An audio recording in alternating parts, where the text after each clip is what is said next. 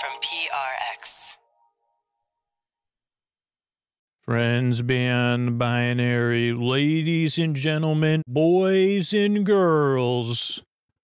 Oh boy, I hope you're comfortable, or getting comfortable.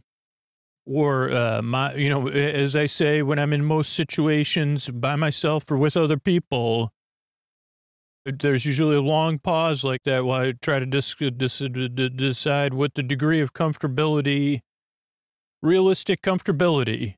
That's what we're all, that's what I've been searching for. So realistically, I hope you have a realistic level of comfort, but more than that, I'd like to increase that just a little bit on that dial. And you might say, who and the what are you qualified to comfort anything? And I'd say, I think I am. As somebody who sat in, like I said, well, I'm a bit uncomfortable here. If I take that tone with myself and I say, okay, I see you're a bit uncomfortable here, I think it's going to be okay. I'm talking about out in the world, right? But I said, like, I'm using that same intention, not just tone. The tone comes from the intention. I say, yeah, I hope you're getting a little bit more comfortable as I ramble on and on and on. So that's where I'm coming from. Where am I going? No idea. Because it's time for Sleep With Me, the podcast that's here to put you to sleep and keep you company while you fall asleep. Or it's here to keep you company while you fall asleep. That's how you get to sleep, ideally. Now, if you're new to the show, it is very different. You probably already noticed that. It is very strange, but it's friendly. It does take a few tries to get used to the podcast and make the show one, because I can relate to not being able to trouble staying asleep or falling asleep or waking up too early. But also, you deserve a good night's sleep. That's why I make the show. So even if this podcast doesn't work, I hope you find something else. I'll give you some resources at sleepwithmepodcast.com/no thank you to check out. But I hope this podcast does, like hundreds of thousands and maybe a million people have said, give it a 2 or 3 tries. That's how long it takes to realize, oh, this makes perfect sense now that this podcast never made any sense. You could call it like, it's almost like I'm like the spare change jar, the forgotten spare change jar. That could be another episode of Sleep With Me. Somebody remind me of that. But I'm glad you're here. Coming up, we'll have support. That's how we get to be free twice a week. Then there'll be a long, meandering intro, which is a show within a show meant to ease you into bedtime, and then a bedtime story. So I'm so glad you're here, and these are the ways we're able to do it for you for free twice a week. Hey, everybody, Scoots, and I don't know how you're listening to Sleep With Me right now, but don't you want to be listening to the show in the most comfortable way possible? How about with a little bit of a Sleep With Me swag on your forehead? So, I mean, and maybe anybody else, say, oh boy, sleeping with my boyfriend here. Well, the most comfortable way to listen to Sleep With Me is with sleep phones, and you could get Sleep With Me branded sleep phones at sleepwithmepodcast.com/sleep phones. It's amazing, comfortable way to listen to Sleep With Me. They have wireless sleep phones. They have corded sleep phones. They have wireless with wireless charging sleep phones. So you don't need your phone there. And you won't keep your partner awake or your pet awake. They're great for running. They cover your ears. Some people even pull them down over their eyes. And you can get those at sleepwithmepodcast.com/sleep phones. Treat yourself in the new year, because I don't know which way you're listening to Sleep With Me now. Don't you want to listen the most comfortable way? That's sleepwithmepodcast.com/sleep phones, and use Sleep With Me, one word, Sleep With Me at checkout for $5 off. Thanks, everybody.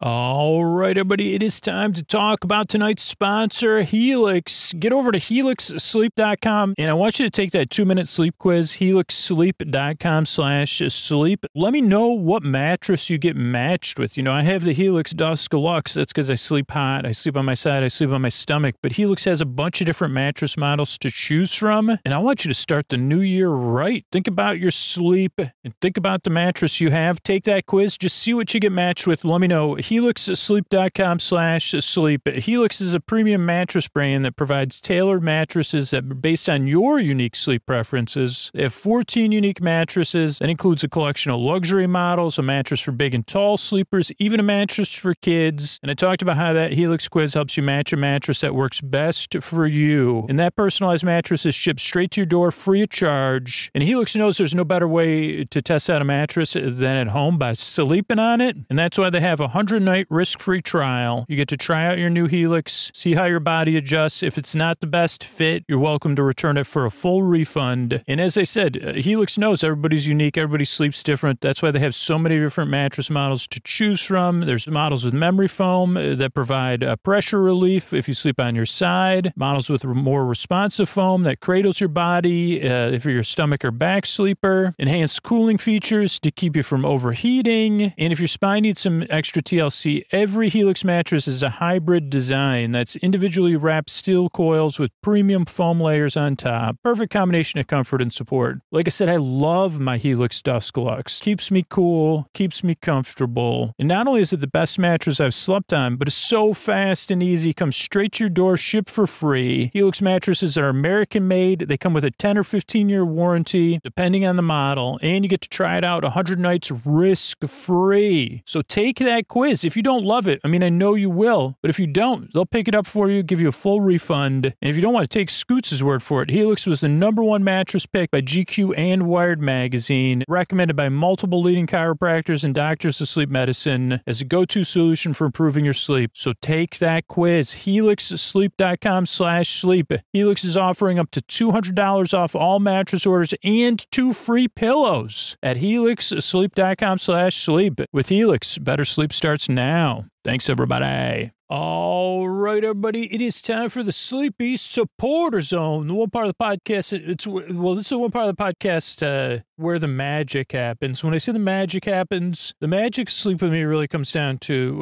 the podcast comes out twice a week. It's over an hour and it's free. And if you're a free listener, I want to tell you, like, I am committed to those 3 things for this year. I'm doing whatever it takes, but I do need your help because it's not possible without listener action, either directly supporting the show or supporting our sponsors. And I really do need your help. That's what the whole thing of the Sleepy Supporter Zone comes down to. Right now we have 3 sponsors, and ideally we'd have between about 12 and 16 sponsors. And the good news is our 3 current sponsors when I'm recording this are Helix, Progressive, and ZocDoc, and they all have free options. So please, you support those sponsors. Take a few minutes. Go to sleepwithmepodcast.com/sponsors. I know when you're falling asleep's not the ideal time. So please, when you pick up that cup of coffee tomorrow, remember Sleep With Me help you fall asleep because I really do need your help. I'm committed to you and to keeping this content flowing twice a week over an hour for free and all the work that makes that possible. So please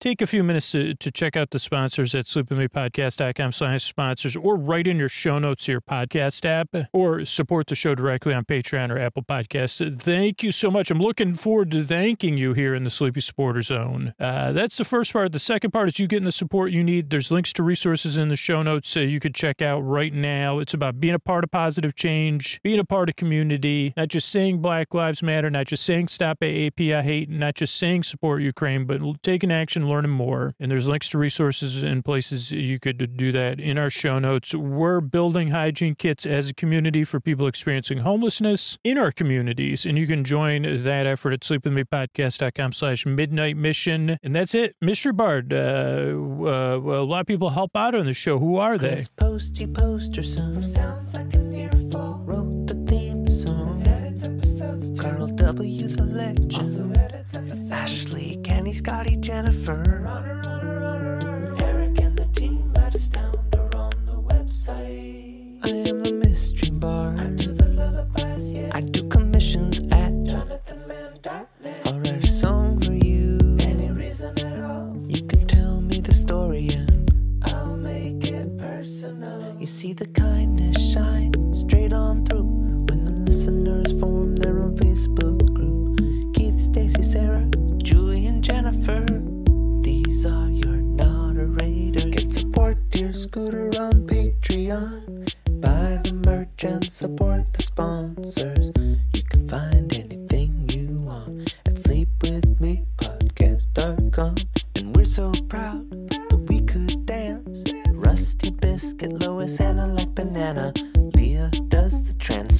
Thanks, Mystery Bard. Don't forget, check out our sponsors. Support them. Use their free tools. Sleepwithmepodcast.com/sponsors. What do you say we slow it down and get on with the show? Hey, are you up all night tossing, turning, mind racing, trouble getting to sleep, trouble staying asleep? Well, welcome. This is Sleep With Me, the podcast that puts you to sleep. We do it with a bedtime story. All you need to do is get in bed, turn out the lights, and press play. I'm going to do the rest. And what I'm going to attempt to do is create a safe place where you could set aside whatever's keeping you awake. Whether that's thoughts on your mind about the past, the present, or the future. Those thoughts you're thinking about. It could be feelings, anything coming up for you emotionally related to those thoughts, or to that are just there, that are left over. Oh boy, those feelings. Feelings. At bedtime, I have them. Particularly. It could be physical sensations. It could be changes in your time, your temperature, your routine. You could be going somewhere. You could be visiting somewhere. You could have a guest coming. Or you know what? It could just be, it's just like that for a lot of us. There is a percentage of listeners who come in and you got something coming up and you're looking for some relief. And then there's people that come in for one of the seasons of their lives and they move on. But there's a lot of us, and that's how I've made like 1,100 episodes, that it's kind of an ongoing situation that for me I manage. And I hope Sleep With Me, whatever it is, I hope it can help you fall asleep. Now, this show is a bit different. I'll just give you a heads up right away. Hopefully I gave you one earlier, too, because you said, this is right away. I say, well, this is a meandering show. This show does not work for everybody, but for the people it works for, it takes 2 or 3 tries to get used to. For most people, some people get it right away, but for a lot of people, you have an expectation, you've been having trouble sleeping, you've tried a lot of other stuff, and then someone either told you about the podcast or you searched and you found it. And I'm glad you're here, but just give it a few tries because this show, it's just different than expectations, and I'll tell you more about it. But there's 2 reasons I make the show. One, I kind of explained. I've been there, and not only do I know how it feels, there's hundreds of thousands of people listening right now that know how it feels in the deep, dark night. They might not know exactly what you're going through, but there's a lot of people out there nodding their head saying, yeah, it's tough. I know how it feels. Or I could relate, or I can imagine what that would be like. And they mean it. The people nodding their heads that are awake, they mean it, and I mean it. Because I've been there, tossing, turning, mind racing, trouble getting to sleep, trouble staying asleep. And also the one that doesn't fit, I guess it fits with trouble staying asleep, waking up way too early. So whatever it is, that's one reason we make the show. The other reason is way simpler. You deserve a good night's sleep. You deserve a place you can get some rest, get comfortable, take your mind off of stuff, and have a bedtime you can feel neutral about or look forward to. So I'm glad to be able to help if I can. It really means a lot to me because if you get the rest you need, your life's going to be more manageable tomorrow. And that really means if you're getting the rest you need, you could be, you could be a little bit, at your best. Or I don't know if I've ever been at my best, but at my pretty good. Like flourishing is what I really mean. And that means the world we live in is a better place if your world's a better place. So that's important. And the way I do it is I send my voice across the deep, dark night. I'm going to use lulling, soothing, creaky, dulcet tones, pointless meanders, superfluous tangents. So it means like I'll get mixed up, I'll go off topic. Oh, creaky, dulcet tones is like my voice. It's not traditionally soothing. It's creaky, dulcet. It's distracting, and you say it's mildly okay. It's mediocre. In a way that isn't an insult, but it's a factual statement. I guess you could say mediocrity. Feels like mediocrity most of the time is so judgmental. In this case, it's more, I guess, like I've used this metaphor a lot on the podcast, but I forget what the person's name is. It's not Little Bo Peep. and not a... she goes to the place where the bears live and she tests out all their stuff. And she says, oh, this one's just right. Too warm, too cold, too big, too small, too soft, too hard. Just right. Sleep with me, you're more like, it's not bad. I mean, you wouldn't say it's just, well, you say you would after 2 or 3 tries. You say, this is just right because I don't need to listen to it. It's mediocre. So I kind of just barely listen. Maybe other thing could be, this is usually the correct answer. I might not know what mediocre means. Talk about mediocre you say, talk about, what do they call it? What was on some of my report cards? Something in mediocrity. At some point, you know, like a glorious, or, you know, not glorious, but steeped in mediocrity. I'd say maybe that's how I got mediocre. Maybe you should have steeped me in something that's a little bit better quality. Like, but you can't, if I'm steeped in mediocrity, you know, put me in some fresh water then or something. Like, what do they call that? I'm having trouble with words today, but takes pride in his mediocrity. That was definitely on one of my report cards at some point. Prideful and mediocre. But at the same time, pridefully mediocre. I'm probably mediocre in my pride. So what was I talking about? I'm going to send my voice across my voice. Yeah, that's a voice. It's a voice you just barely listen to. I'll explain a little bit more about that. But I send it across the deep, dark night, use lulling, soothing tones, creaky, dulcet tones. Lulling, soothing, creaky, dulcet tones, pointless meanders, and superfluous tangents. Those other two are what we've kind of already seen, is I go off topic, and then I double back, and then I get mixed up. And I say, what was that? It's not bad. Goldilocks. Okay, see there. That was a point, like, that was where I say Goldilocks. But what was I talking about that made me think about Goldilocks? And mediocre, where you said, it's just not bad, not barely listenable, but you don't have to listen to it. It doesn't matter anyway. I was just trying to remember. But so I go off topic, I get mixed up, all to keep you company so that you could fall asleep. This show, believe it or not, is not here to put you to sleep. This is the only sleep podcast. Like, I started making this show back in 2013. And it's not here to put you to sleep. It's here to keep you company while you fall asleep. I'm here to be your bore friend, your bore bae, your bore bud, your bore sib, your bore bestie, your bore burr, your neighbor, your bore bud, your bore bruh. Whatever term you're comfortable with. Bore guy, that's another one people call me. Or that boring guy. And I'm here to keep you company. Whether you're awake or asleep, there's no pressure to fall asleep because I'm here for an hour to keep you company. And there's people that listen all night long. And there's other people out there, if you can't sleep, you're not alone either. There's people listening along that are dealing with something or dealing with a kind of insomnia that they're looking for company in the deep, dark night. A distraction that puts some people asleep and keeps some people company. And that's kind of what works about the show. I'm keeping you company even if you're not listening to me and you're not awake.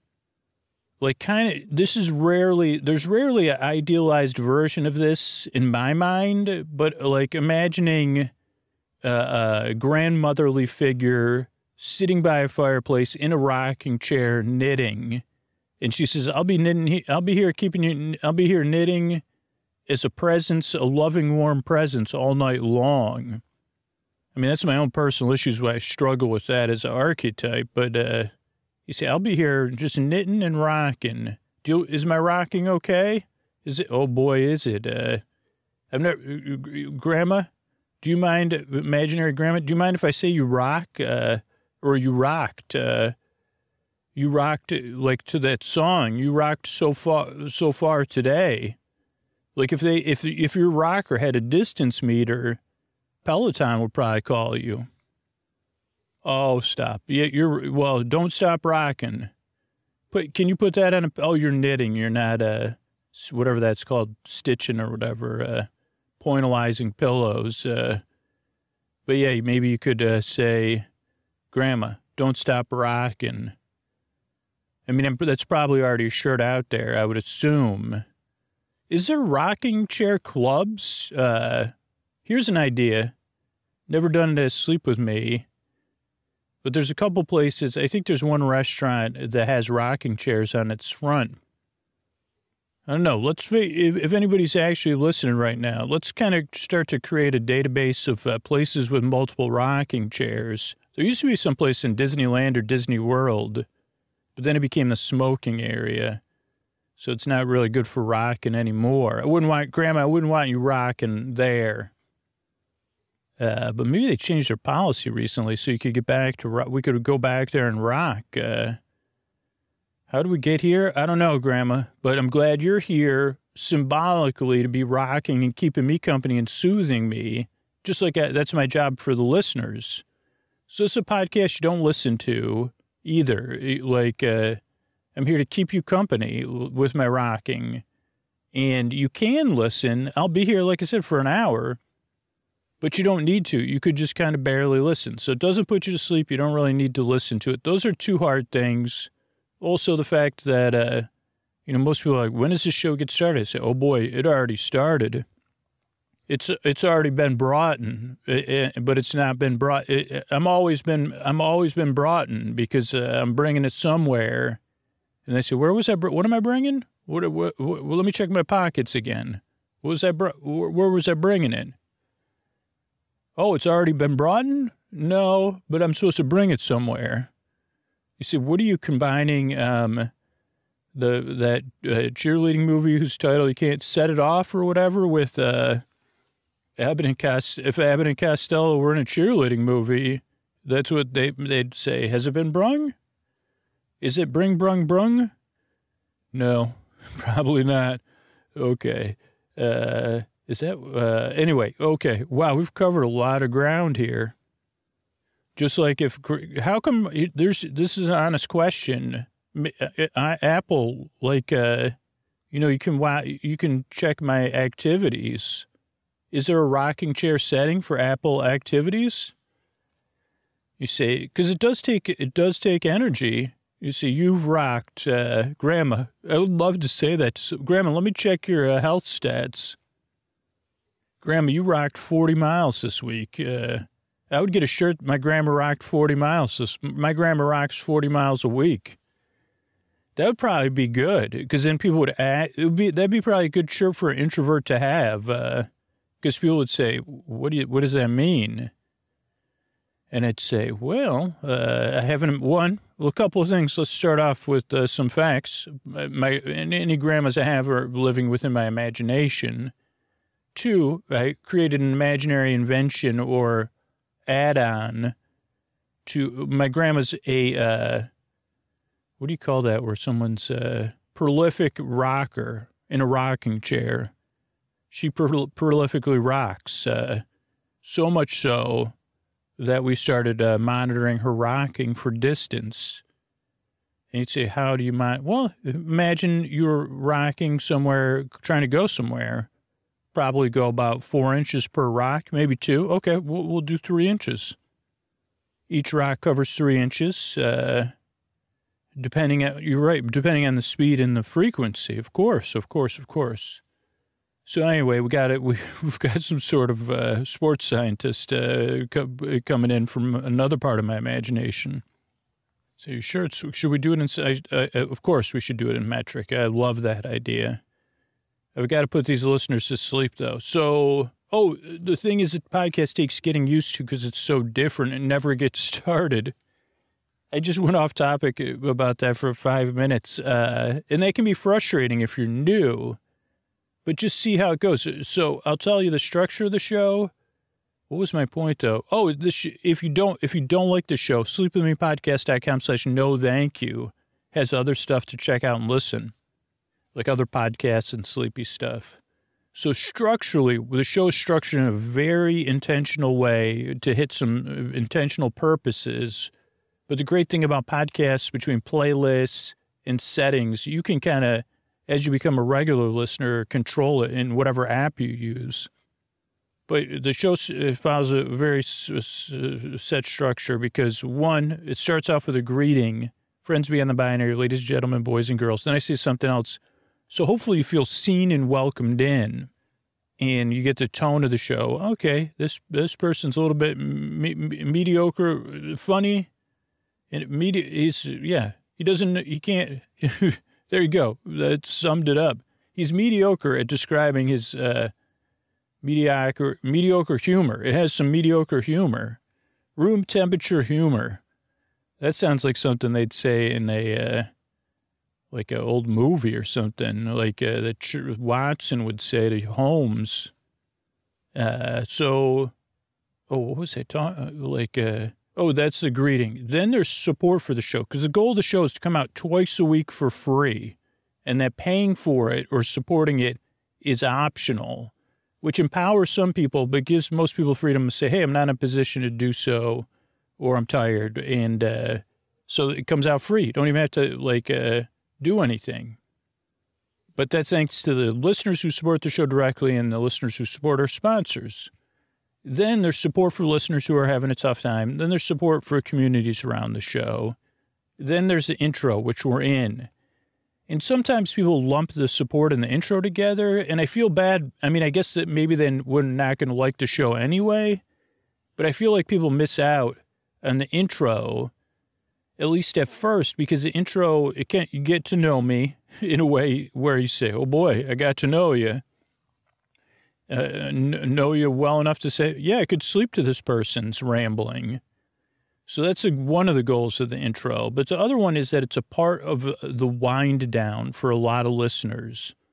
So there's like 2% of listeners that skip the intro. There's probably a couple percentage of listeners that fall asleep during it. But for most people, they're either getting comfortable in bed or they're getting ready for bed or they're doing some sort of other relaxing activity. And that's just part of like what I've found. Like I said, how I manage my sleep is having a wind down routine. And the more I kind of stick to it or find things or say, oh, let me go back to that, the more likely I am to have success most nights, but not all nights.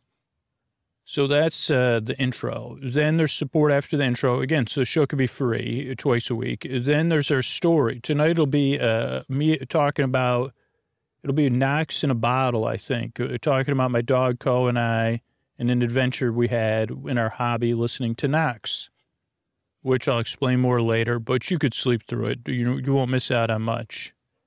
Then there's thank yous at the end. So that's the structure of the show. That's why I make the show. I'm really glad you're here. I really appreciate you coming by. And I really hope I can help you get some sleep. And here's a couple ways I'm able to do it for free twice a week.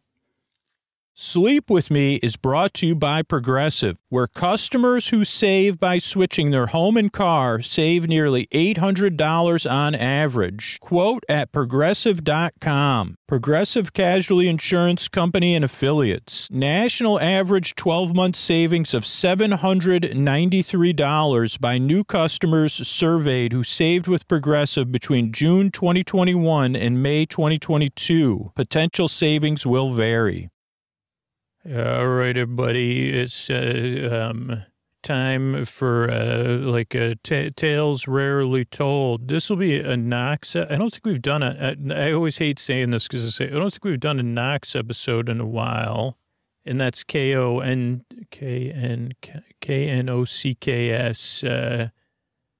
So not Knox or Knox, Knox or Nox or Nocks, holy cow. This is a Knox episode, which is takes a little bit of setting up, but this one's a little bit of an adventure my dog Co and I went on. And so Co and I, because a lot of people say, Scoots, how do you unwind? Not how do I fall asleep, but, what do you do to relax? What are your hobbies? Are your hobbies imaginary or real? Like all the fan fiction you write about who that you don't remember, like that episode of The Imaginary Office with Michael Scott and Bartlett's Book of Quotations, which is probably a real Office episode, but you wrote a fan fiction episode. You intended to, And I say, yeah, me and my dog Koa and we do have a hobby. Oh boy, do we, which is listening to knocks. Like some people are giggling. Those are regular listeners because it's just something I don't only talk about every couple of years because it's obscure. And actually, it's been years since I think that I can remember talking about it. So I could have been talking about it yesterday. I think I referred to it recently, but didn't get into it. So I have a dog named Koa. Koa is, I adopted her as an adult, though, a long time ago. And she's somewhere around 13 years old.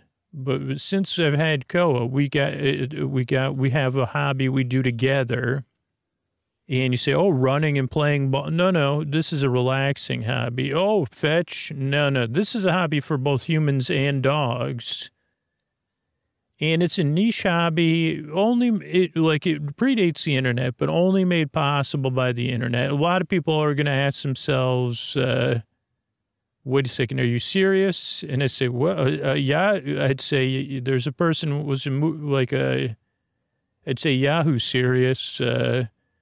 They say, is this really your hobby, Scoots? And I say, well, I don't know. And it is a bit of a secret hobby, so don't go out there Googling this stuff just because, I don't know, there's, just like every other hobby, I'm not the best. I'm not like people think I'm joking. I say, well, I'm not, I'm just doing the best I can as a human being. I haven't been a good person, and I make my human choices.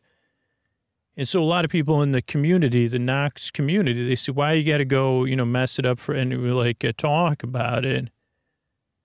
And I said, well, maybe more people will like it. But, people have their routine and they like it. So to answer the main question,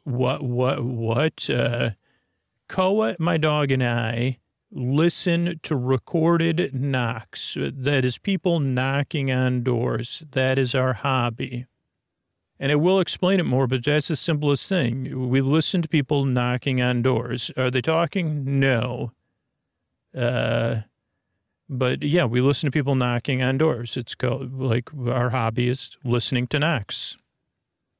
And you'd say, you wouldn't actually say you're flabbergasted, but you say, is there anything subtextual to this? And I say, of course there is. Of course, why, the knocks run deep, And yeah, I have written, knocks after, they did have my own imprint within Gingerbread Press. It was a sub-print because it wasn't directly connected to Gingerbread Press, which is my imaginary publishing house. But yeah, that was Knocks After Dark, the Knocks After Dark series.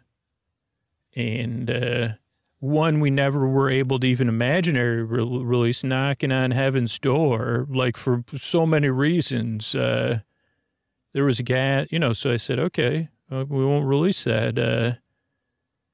Hollywood Knocks, that was the most famous and never made piece of knock fiction. Professor Knox, and that was but anyway, so let's not get into my sub hobbies, Postman knocks twice, we changed. That wasn't one of them, but I was just thinking out loud. Where was it? Okay, so yeah, we listen to recorded knocks. That's the important part, not the other stuff. And you say, wait, it's a how? And I say, well, okay, for us, we now you can listen to waves. These are different recorded audio. People record knocking. Now you say, okay, intentionally or unintentionally, And I'd say, I think, to be honest, we're on the cusp of another great time to be a knock enthusiast. I forgot. That's a polite way of saying what we do. We're knock enthusiasts. We have an enthusiasm for knocking or listening to knocks, but you don't need to put the listening in there. Because I don't think all these doorbell things, you can split the audio track from the video track depending on what, encoding they're using. But I think with the advancements in microphone technology and encoders and storage space, that it won't be long until we're getting I wouldn't say high fidelity audio, but we're already getting some of that. Like, that's what I mean. Like, because knocks are traded. Knocks aren't bought. You trade knocks, and now knocks get traded karmically. Now, before I got into knocks, it was a bit like once upon a time with like Fish or Grateful Dead or other jam bands like that, or even non-jam bands. I mean, I bought like you could buy them like REM or other stuff, Neil Young. Like people would like, they had like where people were allowed to tape their concerts, the Grateful Dead and Fish, and then they would trade. They'd say, well, if you have a show, I'll trade you. Like, we don't have, and I mean, a lot of tapers, they'd say, just send me blank tapes and I'll send it to you, or with postage or whatever. But, so you would just trade the tapes. They called them trade. Yeah, I don't know. But now it's more of a karmic thing where there'd be bulletin board types, like website or a forum or a Discord, and people just post links where you can download the knocks. And I mean, you're supposed to like, and sometimes they say, hey, I'm looking for this particular knock. Can someone record it? And you'd get good karma if you posted a knock. Like, and people are very specific. I mean, Co and I included, because part of the knock is everything. Because you say, well, why would anyone in the right mind listen to someone knocking on a door? Like, I can hear some of the newer listeners saying, can you go through this again? Even this makes no sense to me. And I say, yeah. Okay, picture this. I'll give you an idealized, there I am, my dog and I, and it's, an evening. I've had a rough day of recording shows and telling people to go to sleep with me, podcast.com/no thank you, over and over again. And I'm tuckered out, but not ready for bed. Not ready to start my wind down routine. I'm ready to kick back, man.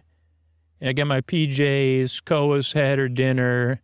We haven't taken our last trip outside, but, and we're lying there. Maybe I already gave her some good pets, and we're looking to do something relaxing. So we'll fire up some knocks, and we'll play a knock. And again, I can get into more of the details, but I don't know, like basically you'd play the knock, and Co and I would look at either Co, I can have, like, what I like to do. One of the things I like to do is form my own reaction to it, but also watch Co's reaction. And then it's like another ripple in the pond where then I can kind of read into Co's reaction, because she may look at the speaker. She may look outside. She may look down. She might put her head down. She might put her head up. Her ears might move. Her nose might move. She might audibly react to the knock. And the same thing, like and this really is a practice in mindfulness too. Like, I can feel how I feel. Does it remind me of something? Am I tasting any memory? Am I having any sense memories? What am I feeling in my body? What am I hearing? But it is a lot of it for me, particularly, is imagination, because you either know what this person is knocking, and there's like, you could get you could go through like a knock tour. And I don't know what episodes we've done before. Like, here's the thing. This was like the person that probably had the most, it used to be for a while, people would I don't know if it was in college or in your 20s, people would put up a poster with doors of whatever, doors of Dublin, doors of Amsterdam. And it would just be cool pictures of doors of Amsterdam. And that's where I feel like the societal acceptance of knock enthusiasm. You say, well, what do you mean it's weird? You got a poster of doors up on your wall. I mean, that's kind of like having a curiosity about the human body, and then saying, well, yeah, no, I'm not, but not curious of, you know what I'm saying? Like, never mind, probably. But so but someone did do that. Like they went to those doors and knocked on them. So that is like one of the things like to go back to the doorbell, the camera doorbells and stuff. So there are people, knock enthusiasts probably. I'm not one of those, but like to have like their doors constantly, no one's gonna, like for my door, I say prefer if no one ever knocks on my door as an introvert and an overthinker. But a lot of knock enthusiasts are, more well-adjusted than me. So they may be you say they're so well-adjusted, they're recording their doors. But they record so they can catch knocks on their door. Or they might go around and they may, here's the thing. Don't record somebody's door without their permission because that's going to be, but you could ask, you can record from the inside or the outside. But then there's also people and you could do that in like an improv way. Be like, hey, do you mind if I hang out and record your door? Or you could, this is a little bit more complicated, but it's done, is following a delivery person around, probably not in the U.S. Like for some reason, and I don't want to brag, but most of the knock enthusiasts are living across the globe. So this is, I don't want to make myself sound like, French, but, like I'd say, like of all the cool French pastimes for me to follow, whatever. It's not particularly French. I was just making kind of light of myself, and trying to humble brag. But so people, they would follow delivery people around.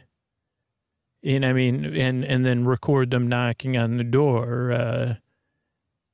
And it's just different.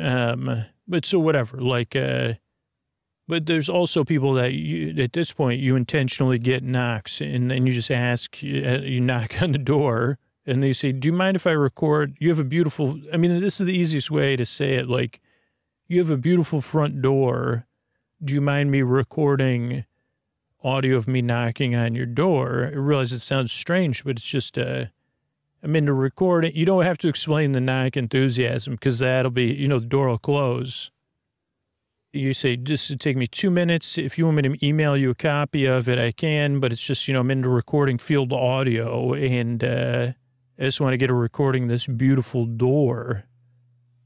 If you're doing it in a home to home and, most people are pretty, more than happy to allow it.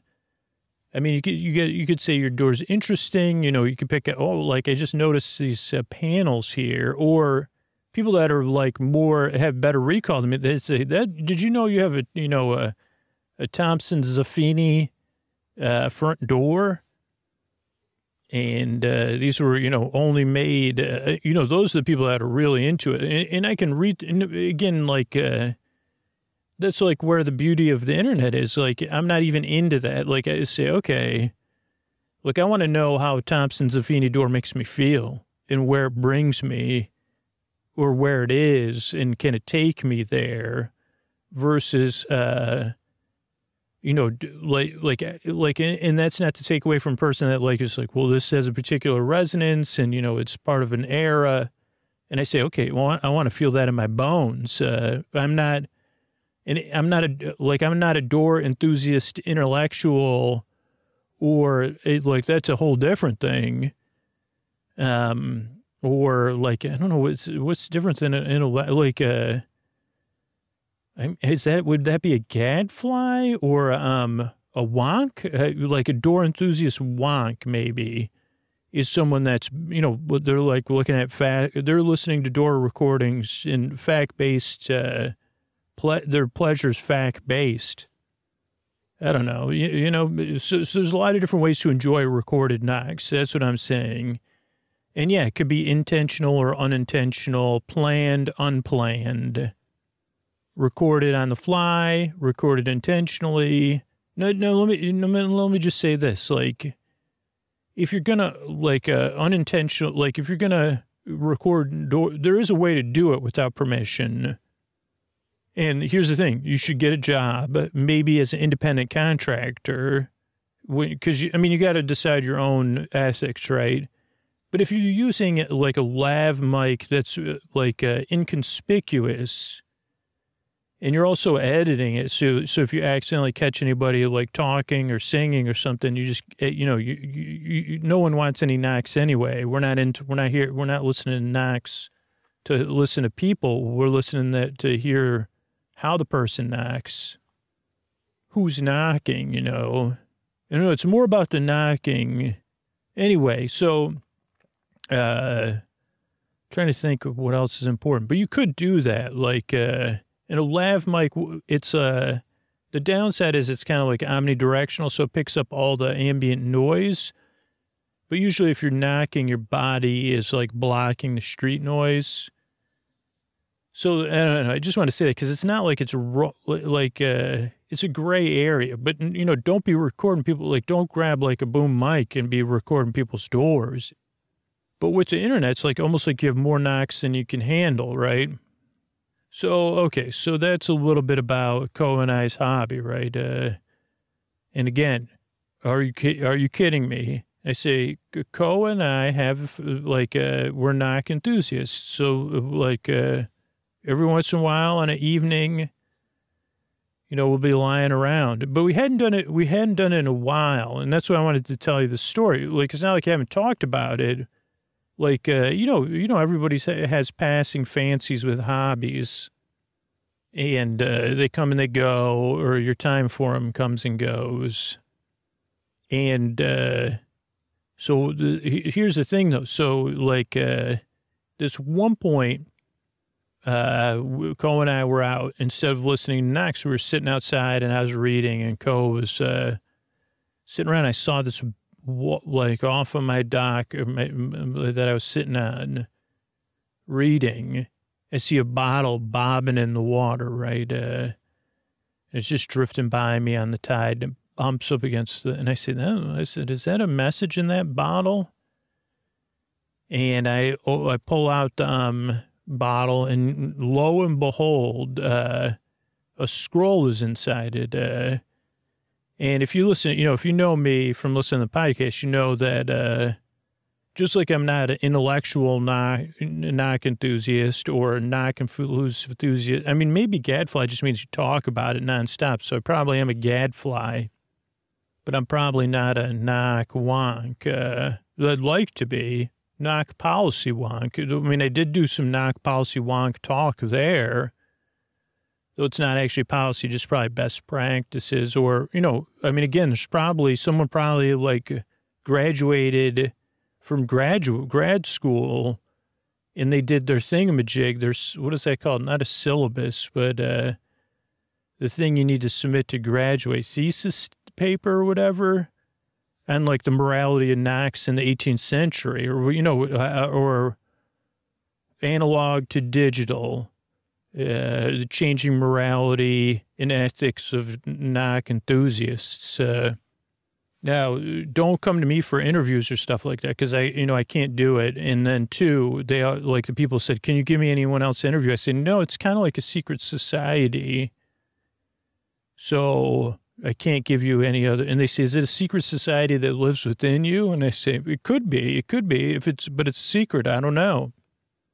I honestly don't know. The only way you could tell a knock enthusiast, and you can't be 100% sure, well, you can be, is if you're somewhere with someone you don't know and someone knocks on the door and you watch that, you react visibly, physically, with keen interest.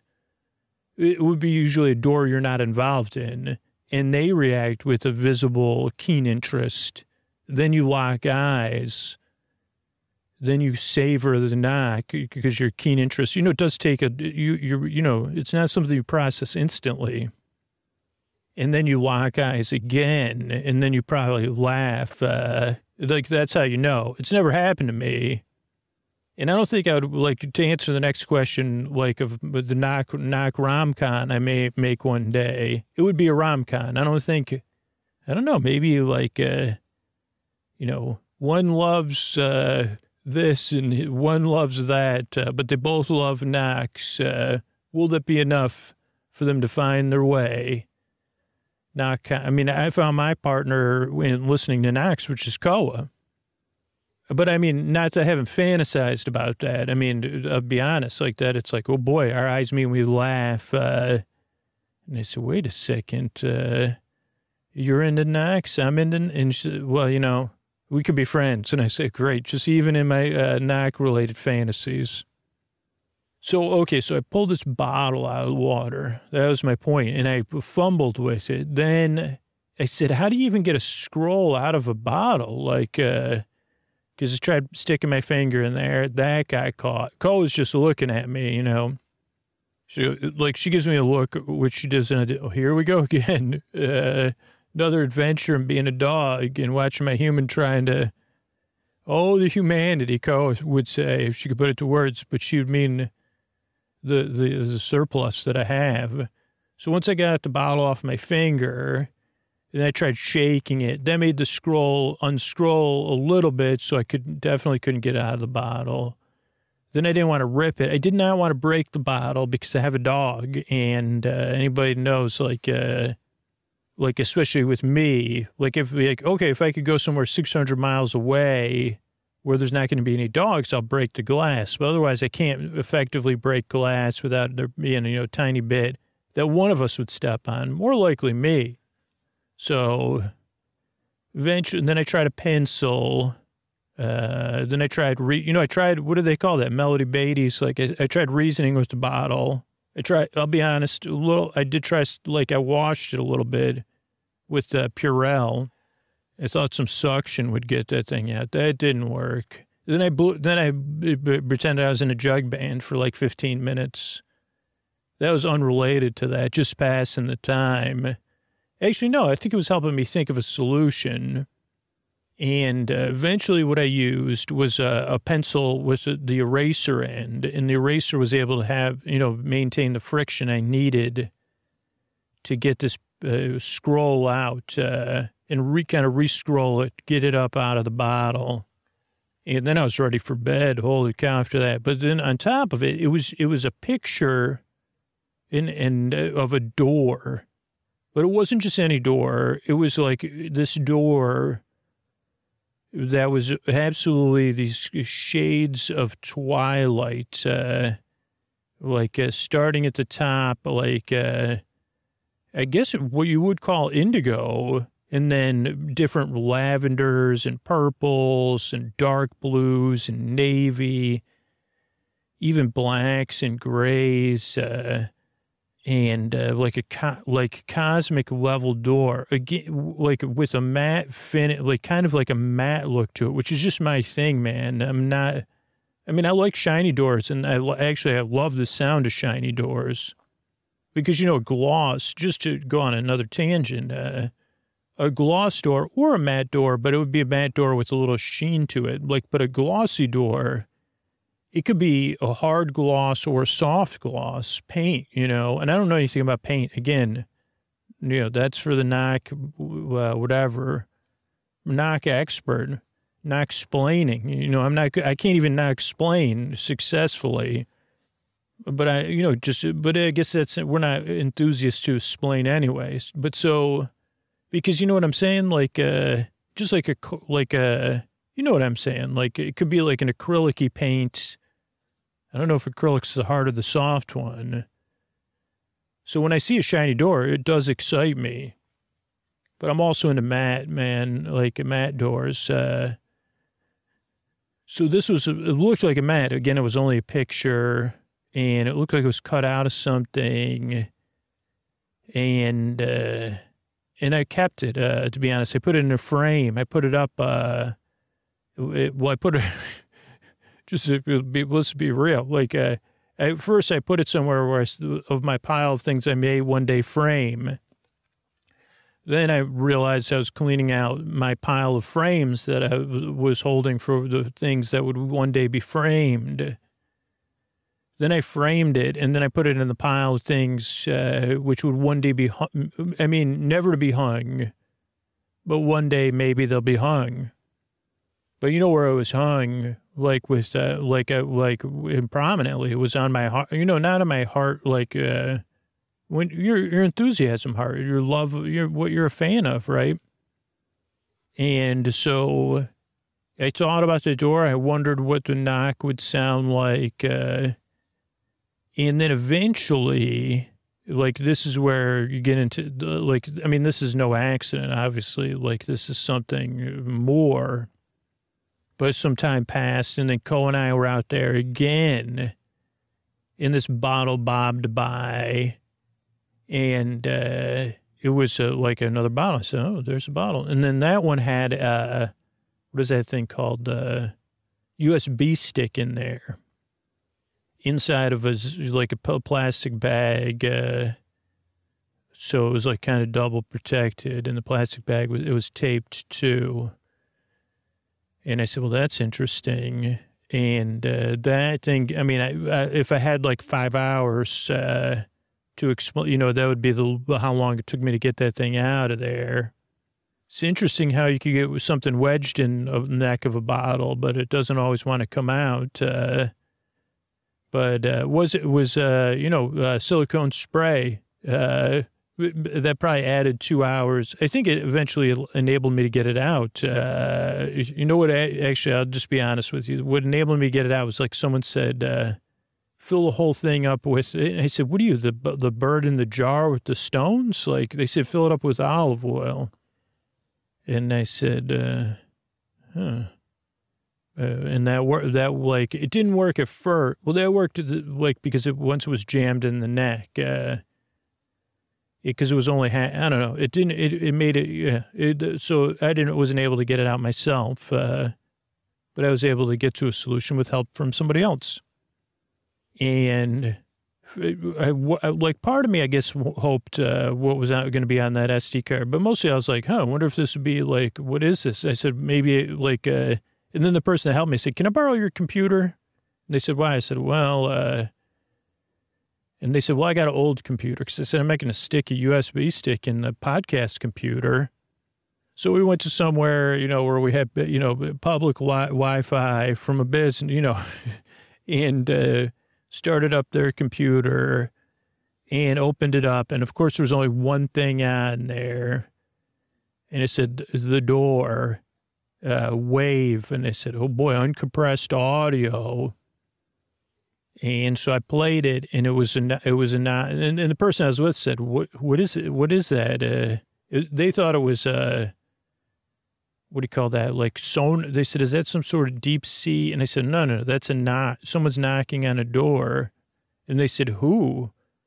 And I said, he said, it sounds like a child. Like, it said, if I'm guessing, a young female child. I don't know, like I'm not good at ages, but like somewhere between 4 and 12. And I said, you know, their hands closed to like a fist, but they're using their, you know, whatever you call those 4 knuckles. And it was like, that's a triple rap, rap, rap, rap. Then a pause, rap, rap, rap. And then another pause, and then a palm. And they said, what do you think it means? And I said, I don't know. Like, I mean, and they said, well, what do you think? I said, my gut reaction. And they said, yeah. And I said, the palm, and I said, in this moment, I said, is that maybe they have to pee a little bit, but not, I said, the first 2 raps were very official. I said, you know, it's a young person knocking, so either they're by themselves or they're taking the lead. And they said, how do you know? And I said, well, you can do some general estimates of size and weight and height and stuff. I said, I've been doing this a while. And they said, what are you, a knock detective?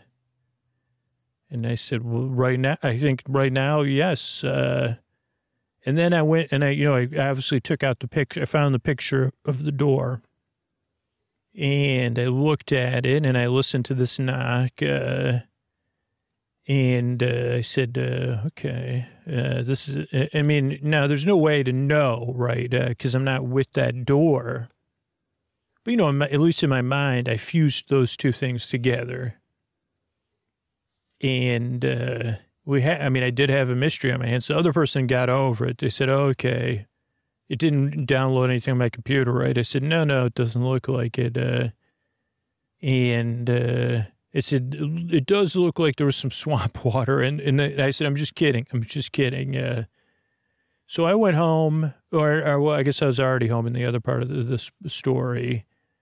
And I knew I needed help, which, of course, like I said, the knock community, no, it's anonymous. I mean, not 100% anonymous, not like it's more secretive, but not in a secret, like in a way of like for fun and for privacy. And I don't want to call it a knock quorum because I'm not exactly sure what quorum means, but I needed the help of I started posting. Sir Knox a lot, that's not my handle, but I just thought of that one. That would be someone that like a delivery person would be a good Sir Knox a lot, or if Sir Mix-a-Lot was into Knox, I guess like that would be a good for Sir Mix-a-Lot. But so I posted, I said, hey, I got this knock mystery, knock conundrum, and, people, I told the story and people said, well, of course, like people that, I don't get along with. They said, well, how do you know they're the same? And I said, thanks anyway.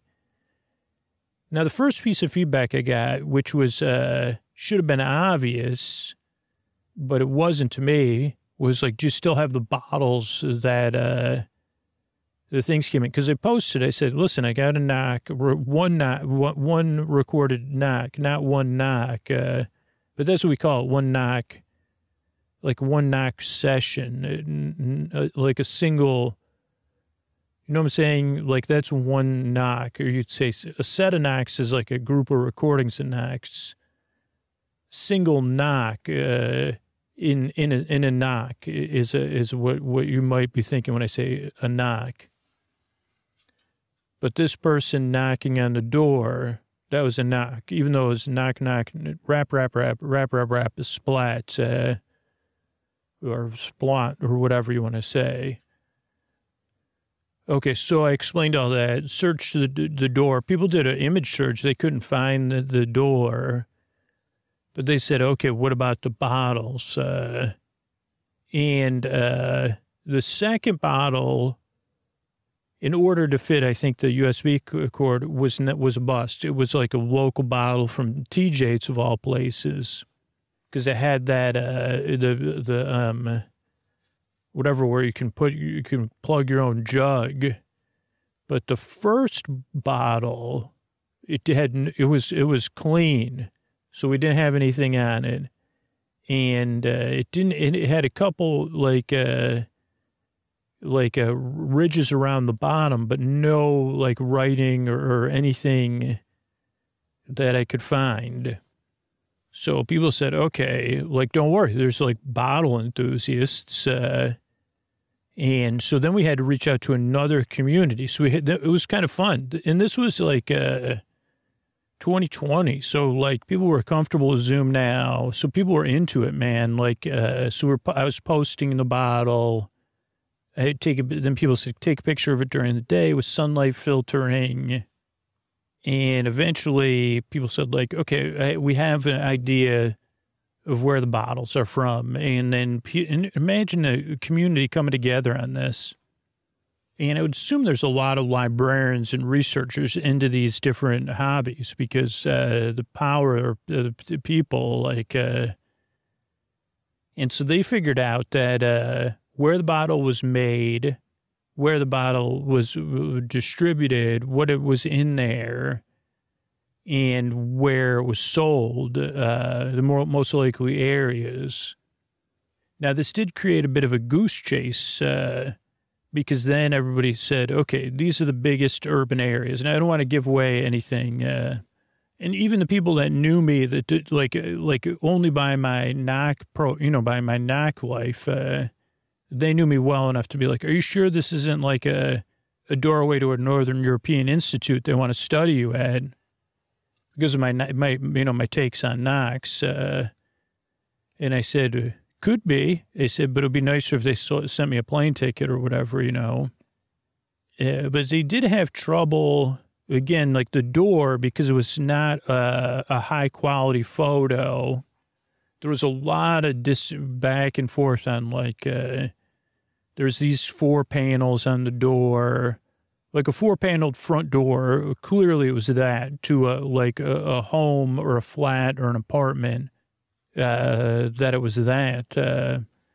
And I said, oh boy, this is exciting. And then they said, okay. And eventually, someone's just figured out like, okay, like, let's just look at like maybe the bottle, maybe there's something else about the bottle, like, that we're missing, because everywhere that the people were guesstimating what the doors were, there was no Venn diagram crossover. Like they were in 2 different parts of the world, even their distributions. And so they said, okay, this is like the bottle is everybody believed the bottle was intentional. And they said, well, maybe the second bottle was intentional too. And they said, okay, so like only places like the person obviously bought a bottle at Trader Joe's. They had this other bottle. But, and you know, some people are like, maybe you're, you know, jumping too far. And they said, have you been sitting out there? And then someone said, well, they must know, because then people looked up the tides where I was, and they said, those tides are moving too fast for it to be random. And they said, is there any chance that somebody have a crush on from Trader Joe's in the past? And they said, probably not. And I said, okay, well, okay, that's, but they said they must know you're there when you were. And they said, have you been sitting? I said, yeah, I've been sitting out there waiting for another clue. And then people were like, well, they know you're looking. Like they're probably in this community right now. And I said, really? Like, that's interesting. And so I said, okay, so we again, like, when I kind of like, where's this door? Oh, that was the goal. I guess the goal is for me to find this door. I don't know why. I don't know why it took me so long to explain that. I think it was obvious. Like, I felt like I was being called to knock on this door, right? Or I wanted to see the door. And again, like I said, okay, so we have like a general idea of places with Trader Joe's, places this door could have been sold, and maybe that we have to assume that the person traveled and held this bottle, but there is some clue in the bottle maybe. And then I said, what about the style? And this was me. I'm not going to, I don't want to brag, but because maybe everybody knew it already and they were waiting for me to come to it so that I would have some control over my fate. But I said, what about this painting style? Can we find anything else? Is this a signature painting style of anyone? And so then everybody started looking for that. And then we did, again, like the cross-referencing. Now, one thing we figured out and that we're saying is like towns or cities in the United States with the Trader Joe's with the name, like the name or a street or a prominent thing of the city the bottle was from. Either the bottle was made in or one of the cities the bottle was bought in. Oh, also, we did figure out that both of them contain ginger ale. I don't think that was like, other than it would be something I would drink, right? Root beer or ginger ale. Okay, so eventually, this is where we had our breakthrough, right? Was that we did find the painter, right? And they, like, that fit. We found someone that painted, not doors in that style, but had that painting style. And that had, like, so we found someone that had a connection. So all the stars were aligned, I guess is what I'm saying. And I said, okay, well, maybe I'll stop making the podcast. And I mean, this was in my head. And I'll take a sabbatical and go there and, be a gumshoe and just, start trying, because the plan was like to interview the person who did the door. And I contacted them and I said, have you, like, is this paint? Did you? And they said, oh, yeah, I probably painted that door. As a matter of fact, I can remember painting that door. and I painted 2 of them. And they told me like that the first one they painted, now this is even more interesting. And they said it's kind of ironic. Like it was is used in a like a, what do you call that? Like a place where you go to stay when you're traveling in the same city that the bottle of ginger ale was sold outside of the U.S.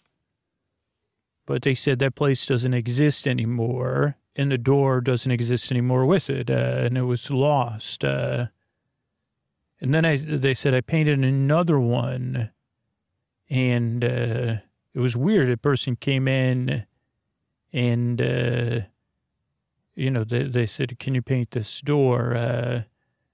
And they said, like, that's all the information I have. Like, and they said, I can't disclose. It's professional, whatever, or compact. And I said, could you tell me if they were local? And they said, I think the door is being used locally. And this is somewhere in part of the U.S. I wasn't in, but that I could get to. So I said, okay, well, I guess I don't know what I'm going to do. And I figured I could go there. My initial plan, like a lot of times what happens to solve problems and sleep with me, whether it's a character or me as a character, is like my plan was just go there to where the person worked painting and spend time with them and be like, until you tell me who you sold this door to, I get it. But I'll be your side, I'm going to be at your side 24/7 or, except when I'm asleep. And eventually eventually you'll want me to, there's only so much scoots you can handle in IRL. So I said, well, let me go out there and just meet the person, ask them politely before I, annoy them.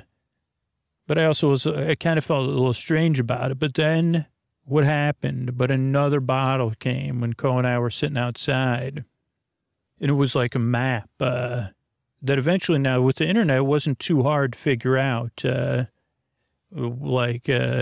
using landmarks that it was in this area, and it was like out in, the rural area outside of this small city where this person was based, this painter, that also had to overlap with all these doors and stuff, or the bottles and whatever. And that this was a map like somewhere out of town. And it had a code on the bottom. And so whatever, I flew there. And, this is the kind of area where I kind of feel like I start to get really excited. And everybody was excited about it. I didn't tell anybody the code, obviously. I hid that because I said, I don't want anybody going there first. But so, I went to this town, rented a car, drove now we had made a map based on the map. But then there was like part of the map that went beyond this fence, which is private property. And I drove to the fence, and the fence said, only people, the private property, only people that hold the code. So I put the code in, gate opened up. Drive through this gate, then there's a parking area.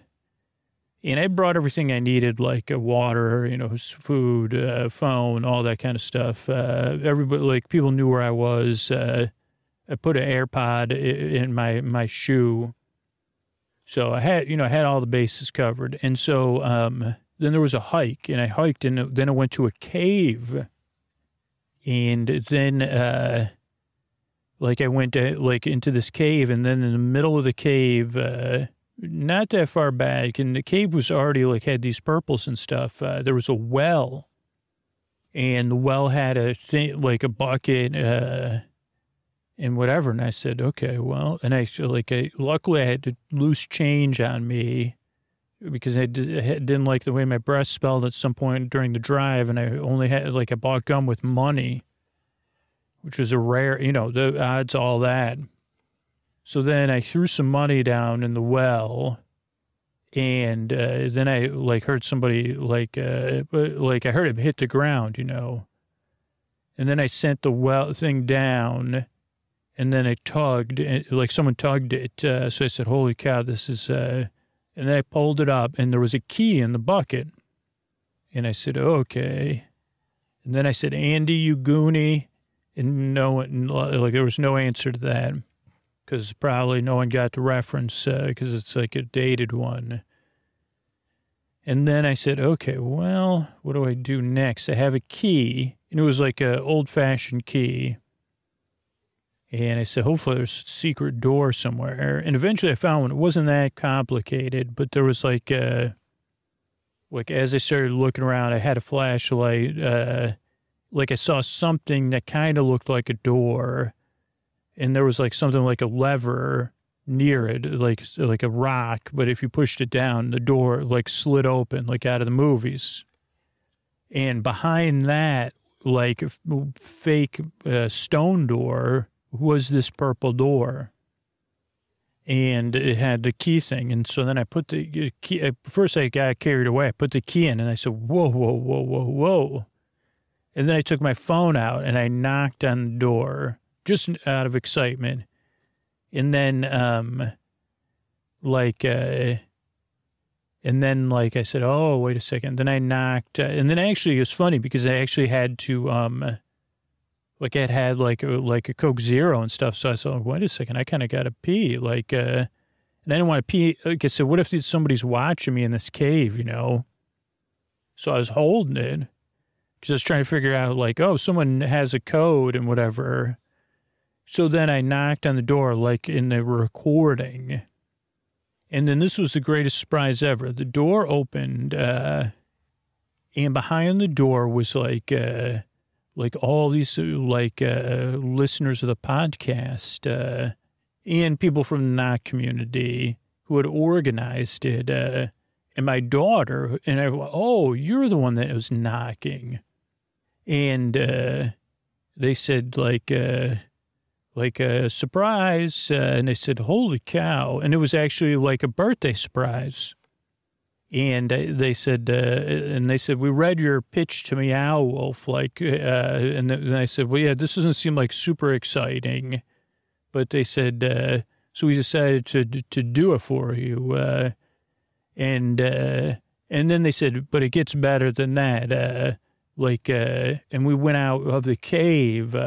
We had a party in there with kinds of pizza and desserts and stuff, but then. It turns out there's like a secret billionaire that listens to Sleep With Me and is a knock enthusiast, obviously. And they had a knock sculpture garden, which is tough to kind of explain because some of it was like, some was structures. So it was like indoor and outdoor gardens and stuff. But like with all these doors that had meaning to them. Or that they had commissioned artists to do. And we walked through there. And I was like, oh, this is like the kind of my idea of like the Dream Door Society. Which hopefully now that I've recorded this, you'll hear more about it. You'll have heard more about it. And we would knock on the door. We just had fun, like going through and looking at art. And a lot of people say, was any of this even real, Scoots? And I said, well, if it makes, then we all like lied down together and listened to like someone was going around knocking on the doors. Like instead of a campfire tales, we just listened to campfire knocks in the distance and we all fell asleep together and it was wonderful. Good night, everybody. All right. I just want to thank everybody that became a patron recently. I want to thank Sonia, Linda, and Adam. Thank you. Thanks, and good night. Colby, Miffy, and Catherine. Thank you. Thanks, and good night. Josie, Fred, and Brian. Thank you. Thanks, and good night. Aaron, Scott, and Skeptical. Thank you. Thanks, and good night. Georgia, Amethyst, and Dylan. Thank you. Thanks, and good night. Tiffany, Joanne, and Mo. Thank you. Thanks, and good night. Isabel, Candace, and Duck. Thank you. Thanks, and good night. Siobhan, Amber, and William. Thank you. Thanks, and good night.